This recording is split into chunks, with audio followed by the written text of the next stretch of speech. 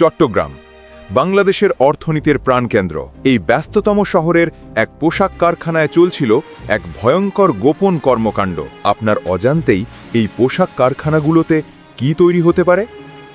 এমন কিছু যা দেশের নিরাপত্তা আর সার্বভৌমত্বকে প্রশ্নের মুখে ফেলে দেয়। চোখের আড়ালে প্রশাসনের নাকের ডগায় তৈরি হচ্ছিল 20,000-এরও বেশি সামরিক পোশাক, আর এগুলো বানানো হচ্ছিল নিষিদ্ধ ঘোষিত এক সশস্ত্র গোষ্ঠীর জন্য, যাদের নাম কুকি চীন ন্যাশনাল ফ্রন্ট বা KNF। কিভাবে এত বিপুল সংখ্যক যুদ্ধ পোশাক তৈরি হলো?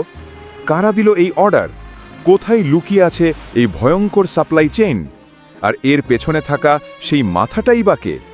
আজ দ্য রিভিল মাস্টারে আমরা পর্দা সরাবো সেই গভীর ষড়যন্ত্রের ওপর থেকে, জানিয়ে খুব কম মানুষই জানে।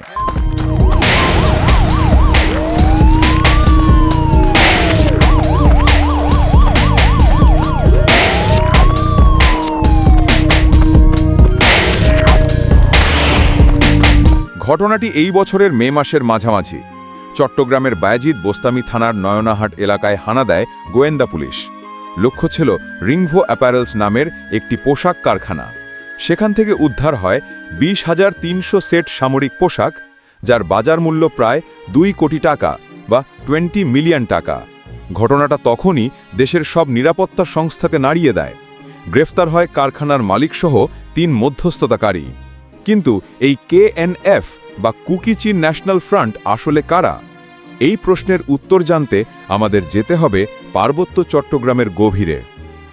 KNF প্রতিষ্ঠা করেন ঢাকা বিশ্ববিদ্যালয়ের চারুকলা বিভাগের গ্র্যাজুয়েট নাথান বম।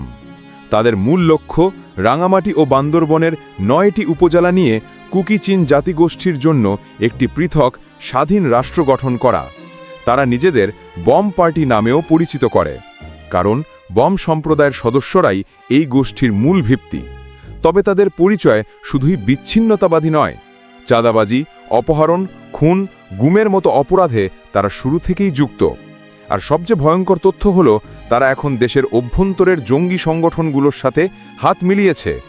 গোয়েন্দা তথ্যে জানা যায় KNF শুধু নিজেদের সশস্ত্র সংগঠনই চালায় না, তারা দেশের আরেক নিষিদ্ধ জঙ্গি গোষ্ঠী জামাতুল আনসার ফিল হিন্দাল শরকিয়াকে সামরিক প্রশিক্ষণ ও আশ্রয় দিচ্ছে। বিনিময়ে তারা প্রতি মাসে পাচ্ছে বিপুল অঙ্কের টাকা। অর্থাৎ KNF শুধুমাত্র পাহাড়ি অঞ্চলের সমস্যা নয়, তারা এখন আন্তঃসংগঠন যোগসাজশের মাধ্যমে দেশের সার্বভৌমত্বের জন্য এক বৃহত্তর হুমকি। আর এই ইউনিফর্ম তারই প্রমাণ। ইউনিফর্ম ছাড়া কোনো সশস্ত্র দল সম্পূর্ণ হয় না। এই 20,000 পোশাক মানে ছিল KNF-এর সামরিক শক্তিকে বহুগুণ বাড়িয়ে দেবার পরিকল্পনা। প্রশ্ন হল, এত বড় একটি সামরিক অর্ডার কিভাবে সাধারণ পোশাক কারখানার আড়ালে তৈরি হলো? এখানেই আসে সেই চক্ষুর আড়ালের রহস্য। পুলিশি তদন্তে জানা যায়, ফেব্রুয়ারি-মার্চ মাসের দিকে মংলাসিন মার্মা ওরফে মং নামের এক KNF সদস্য এই ইউনিফর্ম তৈরির কাজটি ধরিয়ে দেন। মংয়ের কাছ থেকে অর্ডারটি নেন 2 মধ্যস্থতাকারী, গোলাম আজম ও নিয়াজ হায়দার। তারা রিংভো অ্যাপারেলসের মালিক শাহেদুল ইসলামকে বোঝান যে এটি একটি বিদেশি অর্ডারের কাপড়, যা দ্রুত তৈরি করে দিতে হবে। এখানেই ছিল প্রথম পর্দার আড়াল। মধ্যস্থতাভোগীরা সামরিক পোশাকের এই বিশাল অর্ডারটিকে একটি জরুরি বাণিজ্যিক অর্ডার হিসেবে দেখিয়ে দেয়। আর মালিক শাহেদুল ইসলাম পরে দাবি করেন তিনি নাকি এই পোশাকের গন্তব্য সম্পর্কে জানতেনই না। কিন্তু এত বিপুল সংখ্যক সামরিক ধাঁচের পোশাকের জন্য কেন কোনো প্রশ্ন উঠল না? এটি এই রহস্যের প্রথম ভাগ। আমরা দ্য রিভিল মাস্টারে আরও গভীরে গিয়ে দেখলাম এই চক্রটি রিংভো অ্যাপারেলসের থেকে অনেক বড়। অজানা তথ্য হল, এই ইউনিফর্ম তৈরির জন্য বিশেষ কাপড়ের যোগান এসেছিল আরেকটি বড় কারখানার থেকে। গোয়েন্দা তদন্তে ধরা পড়ে চট্টগ্রামের ওয়েল ফেব্রিক্স লিমিটেড নামের একটি প্রতিষ্ঠান, যা কিনা একসময় একজন প্রভাবশালী প্রাক্তন আওয়ামী লীগ নেতার মালিকানাধীন ছিল।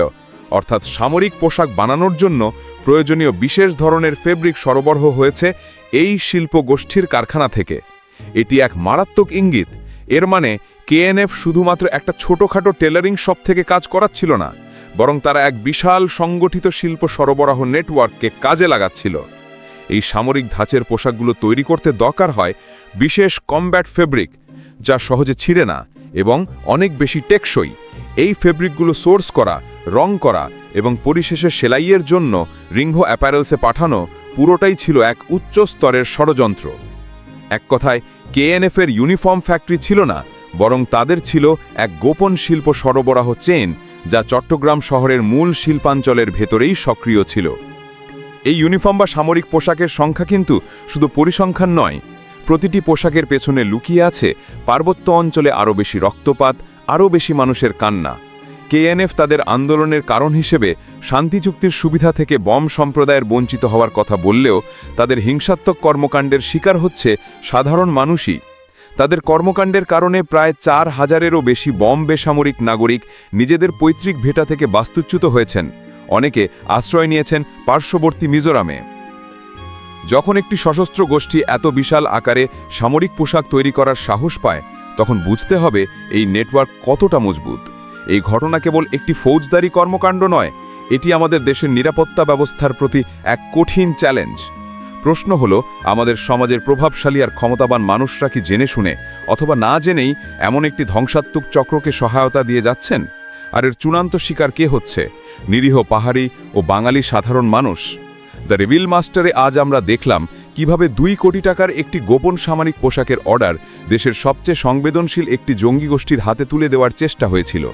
গোয়েন্দা সংস্থা সময়মতো এই নেটওয়ার্কের প্রথম স্তর উন্মোচন করতে পারলেও এই জাল আরও কতদূর বিস্তৃত, সেই রহস্য আজও সম্পূর্ণ উদ্ঘাটিত হয়নি। বন্ধুরা, এটাই ছিল সেই কঠিন সত্য যা সহজে সামনে আসে না। আপনাদের কি মনে হয়, এই চক্রের পেছনে আরও বড় কোনো ক্ষমতাবান ব্যক্তি লুকিয়ে আছেন? এই ধরনের আরও গভীর এবং অপ্রকাশিত সত্য জানতে হলে এখনই দ্য রিভিল মাস্টার চ্যানেলটি সাবস্ক্রাইব করুন। ভিডিওটি ভালো লাগলে লাইক দিন এবং আপনাদের মতামত কমেন্ট করে জানান। আপনারাই পারেন এই সত্যকে আরও হাজারো মানুষের কাছে পৌঁছে দিতে। দেখা হবে পরবর্তী রিভিলে।